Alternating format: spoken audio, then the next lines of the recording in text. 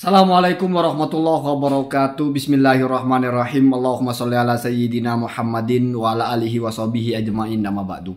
Ja'alanallahu wa iyyakum min ahlil khairi was sa'ada fid dini wad dunya wal akhirah. Wa aslahallahu umurul muslimin wal muslimat wal mu'minin wal mu'minat fi sairil alam khassatan fi Palestina wa ghairiha. Amin. Allahumma amin. Sejak pertama kali muncul video orang bermimpi Rasulullah tentang nasabah alawila, tentang KRT dipanggil KRH, tentang cucu atau Rasul berpeci hitam dan sebagainya, saya tidak pernah mengomentari itu dari sisi apakah mimpi itu benar atau tidak, apakah orang itu benar-benar bermimpi Rasulullah atau tidak. Karena begini, ini saya buka clue-cluenya, ini saya buka jalan-jalannya atau jalur-jalurnya.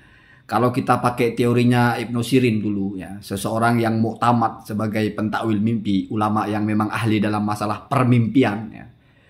Kata Ibnu Sirin itu kalau ada orang mengaku bermimpi Rasulullah, itu mesti ditanya seperti apa sosok yang kamu lihat. Lalu kalau dia memberikan deskripsi, panjang orangnya, tingginya begini, warna kulitnya begini, wajahnya begini, alisnya begini, hidungnya begini. Lalu disesuaikan dengan apa yang ada di dalam kitab, di mana kitab itu berupa hadis-hadis atau kalam para sahabat yang menjelaskan bagaimana personifikasi Nabi, bagaimana deskripsi fisik Nabi. Kalau sesuai maka benar, berarti itu bermimpi Nabi. Nah, kalau kita terapkan ini kepada Maulana Muhammad Ishaq, lalu kita tanya, seperti apa Nabi yang Anda lihat? Ya kan gampang saja. Kalau beliau misalnya sudah mempelajari Nabi seperti apa, lalu tinggal menjelaskan Nabinya seperti ini, seperti itu, seperti itu yang saya lihat. Siapa yang bisa mengukur bahwa benar yang dimimpikan itu seperti yang dibicarakan? Jadi ini sesuatu yang tidak berujung, sehingga menurut saya tidak penting saya bicara itu benar, itu mimpi benar atau tidak. Nggak ada penting-pentingnya sama sekali. Karena ini tidak bisa dibuktikan. Kalau kita bicara atas dasar kejujuran, mungkin ulama yang bermimpi atau apa, yang memang tidak pernah berbohong dalam hidupnya, atau memang sudah dikenal bukan orang yang berbohong, ucapannya sudah bisa diterima. Ketika dia bicara mimpi saya Nabi begini di compare, itu masih ideal. Kalau tentang Maulana Muhammad Ishaq ini kan saya tidak tahu. Apakah beliau ini siko atau adalah atau apa, saya tidak tahu. Jadi tidak penting bagi saya tahu atau tidak. Makanya saya tidak pernah mengomentari mimpinya itu benar atau salah. Kalau orang selalu bilang kalau mimpi Rasul itu pasti Rasul. Kenapa? Karena setan tidak bisa menyerupai. Setan itu tidak bisa menyerupai, bukan tidak bisa mengaku. Jadi kalau kamu mimpi ada orang aku adalah Nabi, belum tentu itu kamu bermimpi Nabi. Kenapa? Tidak bisa kamu pakai, kan setan tidak bisa menyerupai. Bahasanya saja tidak bisa menyerupai, bukan mengaku. Kalau mengaku, jangankan mengaku Nabi, mengaku Tuhan setan itu bisa. Orang aja bisa kok ngaku Nabi, ngaku Tuhan, apalagi setan. Jadi nggak bisa itu, bukan itu tolak ukurnya. Saya hanya khawatir orang salah paham. Kalau orang sudah mimpi bertemu Rasul, terus di dalam mimpinya itu mengaku dirinya sebagai Rasul, terus percaya, nggak bisa begitu caranya. Harus disesuaikan fisiknya. Apa yang kamu mimpi. Apalagi kalau mimpinya nggak jelas. Cuman ada suara atau ada orang kita sudah lupa seperti apa. Jadi ini bukan hal mudah. Makanya orang bermimpi Rasul itu jarang diumbar-umbarkan, jarang dijelas-jelaskan. Kenapa? Karena ini sulit sekali untuk dipastikan. Jadi kita seperti melempar berita yang tidak bisa di-tracking. Benar atau salah gitu. Ya kalau seperti yang saya bilang tadi. Coba sebutkan ciri-ciri fisik. Kadang-kadang orang mimpi kan sudah agak lupa. Satu. Yang kedua, misalnya pun dia bohong kan bisa saja dia pelajari dulu fisik Nabi terus dia jelaskan. Ya Nabi yang saya lihat begini-begini. Oh sesuai, oh benar. Benar, tapi itu masih ihtimal saja. Kalau dia jujur dengan yang dia sampaikan atau dia ingatannya masih ingat. Kalau sudah agak lupa, gimana? Jadi untuk hal-hal seperti itu yang lahaddah, saya lihat itu tidak ada batasannya. Maka saya tidak mau berpolemik. Bahkan kalau kamu tanya apakah saya percaya itu mimpi Rasul atau tidak, saya percaya dia bermimpi saja. Saya percaya dia bermimpi atau tidak aja belum ke situ. Kenapa? Karena saya benar-benar nggak mau tahu. Mau dia bermimpi beneran, mau yang datang itu Rasul beneran, itu urusan masing-masing. Kemudian kalau ini dikaitkan dengan bagaimana mimpi dengan hujah, sebetulnya masuk mimpi dengan hujah kalau seperti pola dia itu masuk. Kita sudah lompat dari bicara apakah itu mimpi benar atau tidak. Kenapa? Karena dalam kitab-kitab itu ya. Ini sudah dikupas banyak oleh Gusani, oleh Santri Gunung juga. Mimpi itu tidak bisa menjadi hujah. Kalau hujahnya itu adalah hujah baru. Tapi kalau mimpi itu hanya menjadi syahid lah bahasanya. Hanya menjadi pendukung. Misalnya kamu mimpi Rasul mengatakan sesuatu di mana ucapan itu sudah ada. Sudah menjadi ajaran. Ya itu benar toh. Menjadi pengokoh kan. Lalu bagaimana kalau dengan masalah nasab dengan mimpi? Oke lah misalnya kita benar mimpinya Rasul. Orangnya jujur, yang dideskripsikan itu adalah mimpi yang benar sesuai dengan kriteria ulama. Artinya setelah di tracking ini benar-benar mimpi Rasul.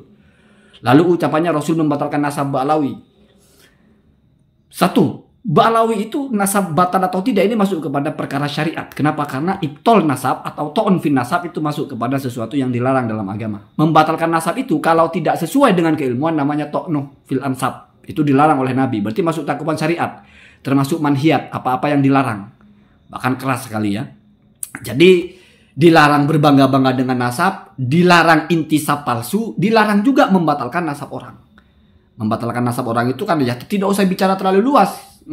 Mama nananya Mimin kamu bilang bukan, berarti kamu bisa menjadi kodaf kalau langsung pendek begitu. Atau kamu bisa dianggap berbohong, berdusta. Orang ini nasabnya benar kamu salahkan.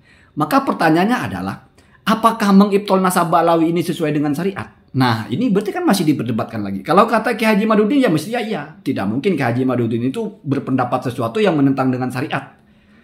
Ya toh.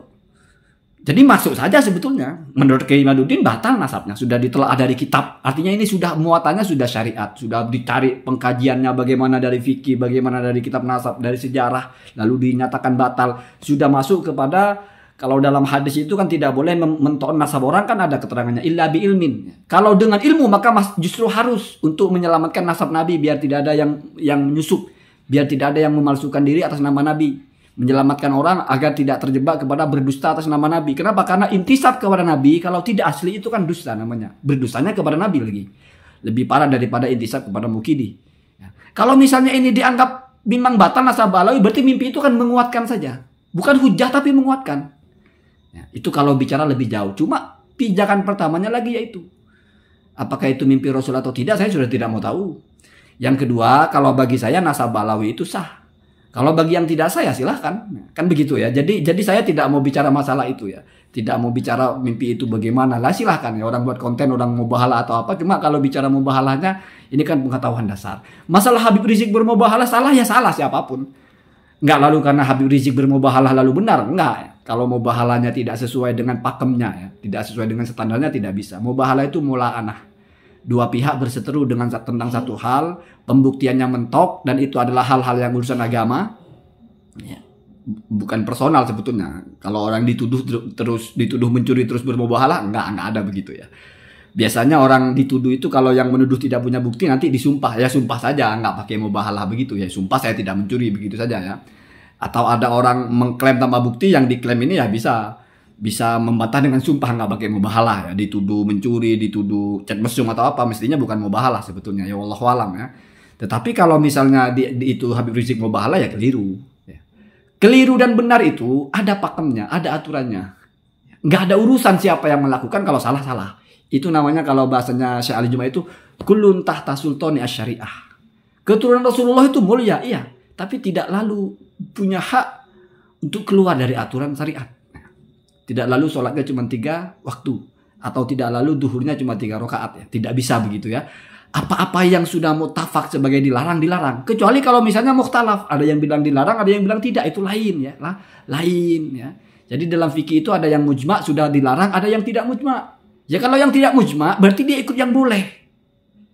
Ya, atau dia meninggalkan sebuah kewajiban tapi kan bukan mujma' kewajibannya. Kalau ada pendapat ulama yang mengatakan tidak wajib terus orang meninggalkan, jangan kita kecam. Sama dengan orang makan orang nyentuh anjing terus sholat, jangan kita kecam. Kenapa? Karena nggak ada ijma' kalau nyentuh anjing itu sholatnya tidak sah dan batal dan najis. Tidak ijma' itu ya.